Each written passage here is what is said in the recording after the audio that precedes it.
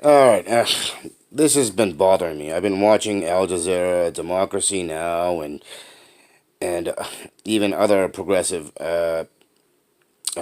channels, and they keep talking.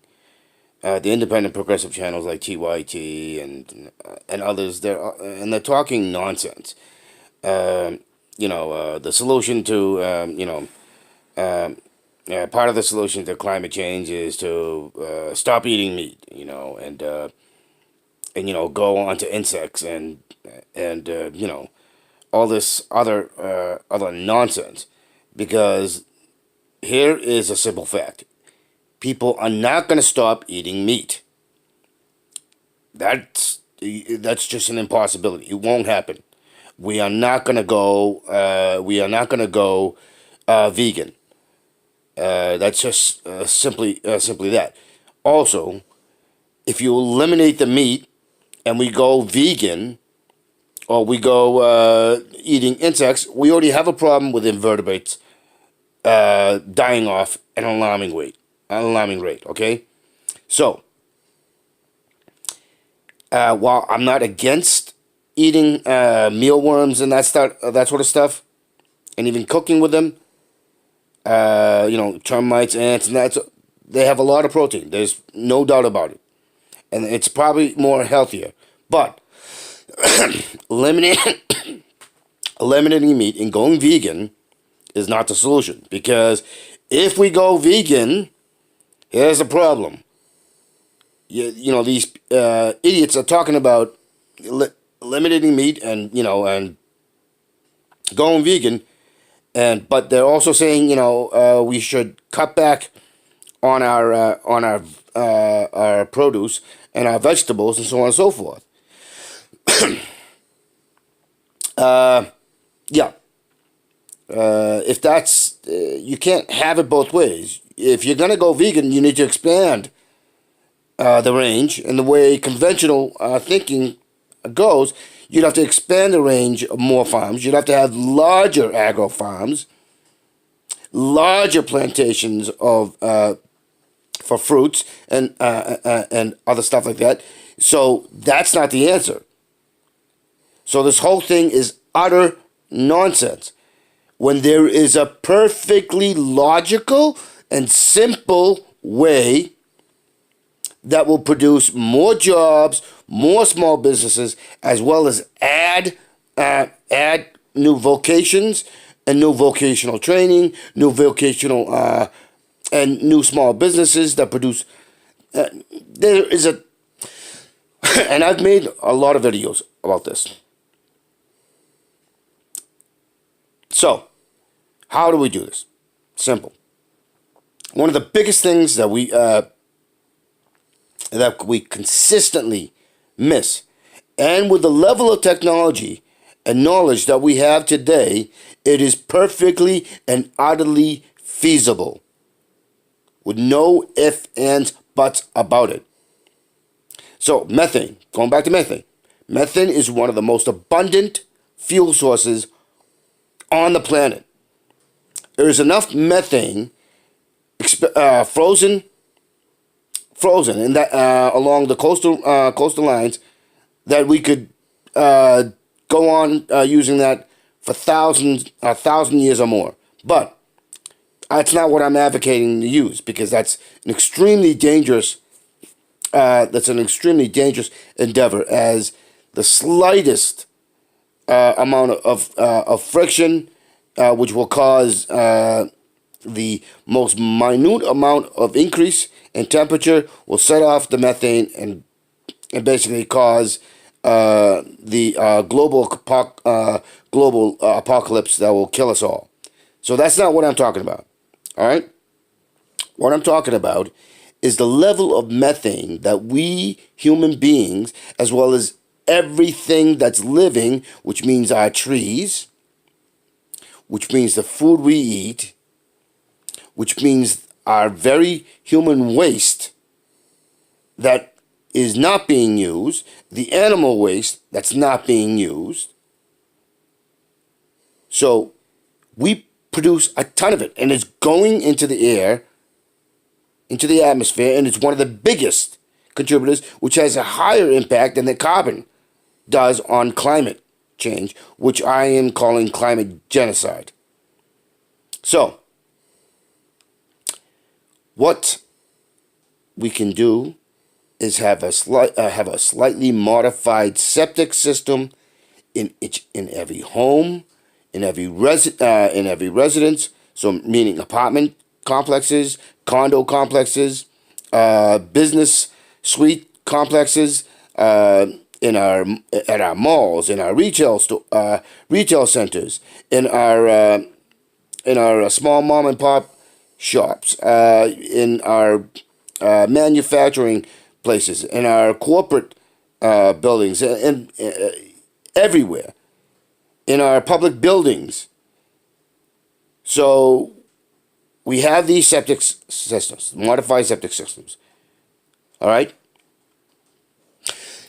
And the food that we don't eat, the waste we humans produce, the waste our animals produce, when we're doing when we cut our lawns, we can dump our lawn clippings, our leaves, all of that. We can dump all of that in there. That degrades, produces methane. We use a simple compressor pump to pull up the methane. The methane can be used to heat your homes, do your cooking, heat your hot water, create electricity, and provide a new source of fuel for our vehicles, for all our transport, whether it be airplanes, helicopters, boats, submarines, or warships. It doesn't matter. Our trains, planes, automobiles, you get the point. Now, you add in the elements of water, steam, magnified steam, using solar magnification to turn water into steam. That turns a steam piston engine that produces electricity. You add in bioelectric feedback, which is a piece of electronics that you hook up to plants, and you bleed off bioelectrical energy that's produced by the plants. You add in water, where the waving of the water produces electricity through these floating generators that the waves and movements of the water create. You could have it in rivers. They could be placed on rivers rather than having dams. So, and the other great thing is when you place it on rivers, you don't have a dam, and then the dams don't block the flow of water life, the living creatures in the water. So you have that. All right. Then you include wind and solar panels and so on and so forth, and you put it all together, mash it all together, and you can bleed off, so you could actually use just a small amount of the methane for cooking and heat and providing you with heat and hot water,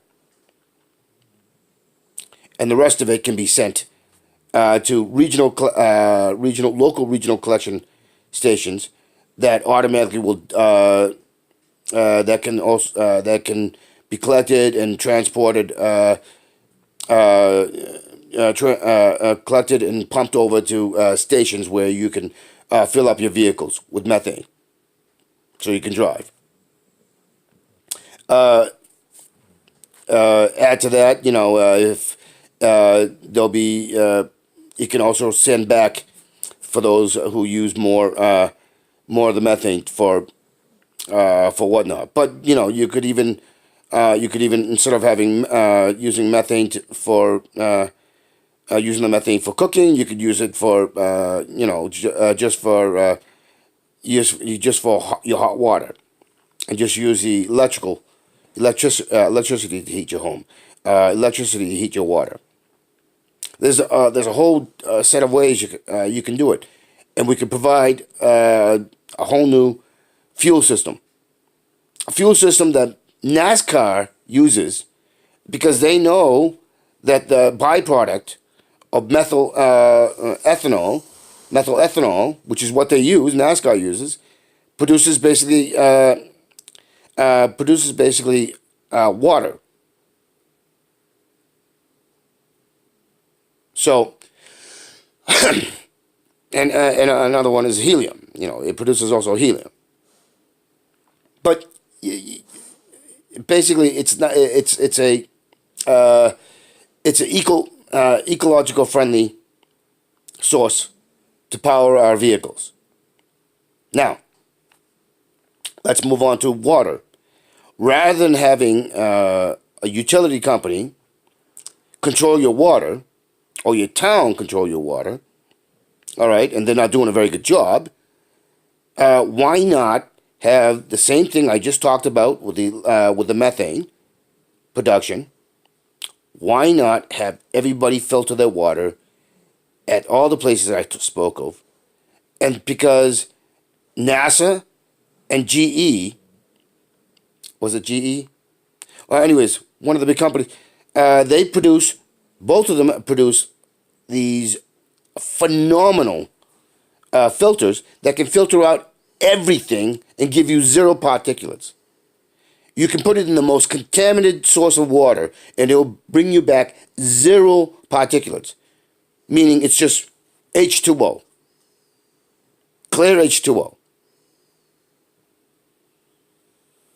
So if we do that, we also eliminate lead, arsenic, all these other nasty things that are in our water. We don't have to put chlorine in there. We don't have to put fluoride in there. We don't have to do any of that. So we do that. And like the system I talked to before, we have substations that collect the excess and divert it to those who need it more. And add to that collection of rainwater, which gets filtered on the spot, and then access is sent to centralized regional local distribution centers that send it back automatically to you when you need it. We do that, and we can have old conventional agro farming, more like an old conventional agro farming, where they use a quarter of the lands that they would normally do, except instead of having acres upon tens of thousands of acres to grow, they build up level. So build up, so they can grow multiple things. All right. So you build it up. It uses less water because there's less land. Because there's less square footage of acreage needed to supply the water. And you use a system that would use a system developed some time back by a Japanese guy. It's called the sunflower system. And that sunflower system, you attach fiber optic lines, and the sunflower system collects solar energy, brings it down. You can channel it through fiber optic lines. So this way, you can send solar energy to the plants that you're growing at different levels. So all the plants, no matter what level they're on, will get the necessary solar energy, so that plants do what they do. Now you can grow multiple forms, and not only that, but you can have it in a you can grow exotic foods and fruits in regions that would normally not, because you can set it artificially. Set the right humidity, set the right temperature, set the right the bacterial, microbial necessities, as well as the insects that are required, and so on and so forth. And you can grow all this stuff. Now you cut back on transportation costs. Now you have access to foods and herbs and all the other growing things that are great for us. And you use far less, and we can convert what we were using as farmland, and we can start growing back our trees, giving back lands to reclamation for trees and other ecosystems that and habitats that are necessary for our animal life, for our wild animal life, giving them back habitat, and also giving us the added benefit of reconnecting us with nature.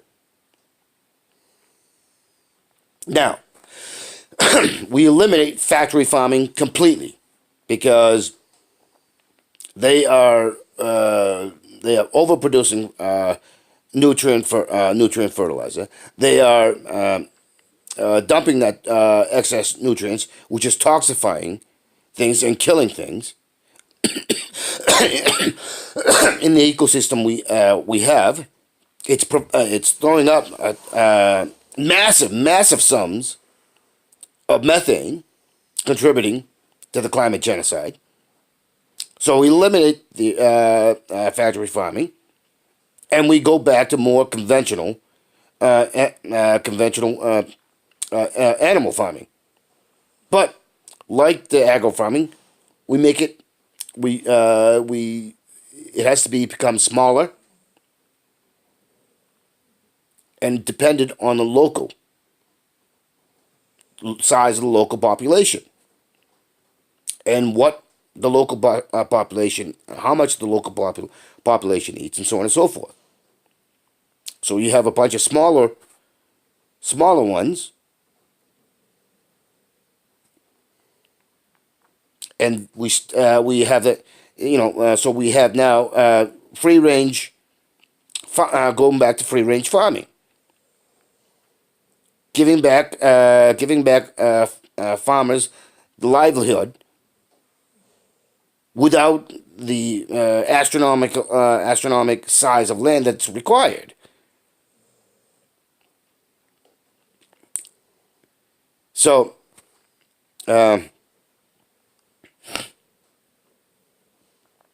we have all of this going on. And the thing is we could do very similar with the regular free range sort of animal farming. If they need more range, okay, as well as feed all year round, the agro farming that I suggested, the regular conventional agro farming I suggested with modifications, can provide that. And rather than spreading out and building up, they build up or down and put in new and we place our money, our the federal funds for that, so that they can have free range, but modified using science. So as I said, there are solutions. It's a matter of how willing are we, and how much seriousness we put into it. So as I said, let's stop talking nonsense, because simply eliminating meat from the human diet is not a possibility. It's 100%, absolutely 0% of that happening. And it's just insane and stupid to push that narrative.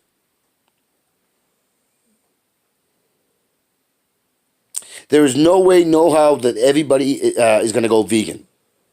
It's just not possible. And even the vegans won't eat the animals. I mean, the insects, because they're considered that eating meat or meat-like. It's a living thing. Of course, plants are a living thing too. So I'm not sure where the distinction is. So, as I said, all that crap is simply not possible. So if we do this, if we are logical, if we are rational, if we are reasonable, we go this way. Because it will produce the jobs, it will produce the small businesses, it will produce the taxes necessary to give us social welfare, where if we are in need, it's there to give us a helping hand to get us back up on our feet. This current system is a system of robber baron, of thieves, of the reverse Robin Hood. And it's not sustainable. And it breeds sociopaths. And these sociopaths are the criminal elite, are the criminal masterminds, are the ones generating insanity into the very public.